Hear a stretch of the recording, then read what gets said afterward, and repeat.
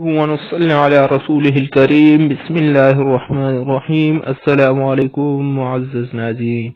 آج کی ویڈیو میں ہم حرام ذرائع مدنی کے بارے میں کچھ بات کریں گے۔ تو مسلمانوں پر لازم ہے کہ درج ذیل حرام ذرائع مدنی سے خود بھی بچے اور اہل خانہ کو بھی بچائے۔ سود آمدنی یعنی قرض پر مشروط اضافہ،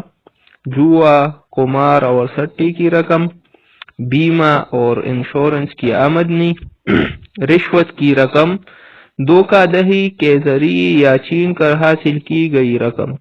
خنزیر یا اس کے اجزاء کی خرید و فروخت سے حاصل شدہ آمدنی، شراب اور نشہ آور اشیاء کی خرید و فروخت سے حاصل شدہ آمدنی، انسانی اعضاء کی خرید و فروخت سے حاصل شدہ آمدنی، فحاشی اور یعنی موسیقی اور ناچ گانے وغیرہ کی آمدنی، ناحق قتل کرنے یا ناحق قتل میں معاونت کی اجرت، جرائم پیشہ اور پیشہ ورانہ قاتلوں کو اسلحہ کی فروخت سے حاصل شدہ آمدنی، زمینوں اور مکانات پر قبضہ کی آمدنی یا قابضین کے ساتھ تعاون کی اجرت، ہر اس کام کی اجرت یا منافع جو ناجائز یا خلاف شرع ہو۔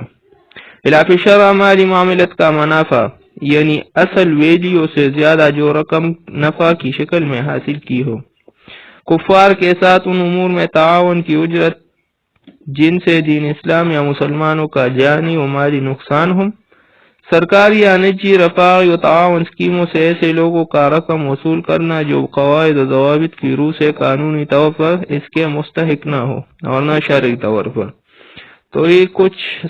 حرام ذرائع آمدنی ہے جس سے ہمیں اپنے آپ کو بھی بچانا اور اپنے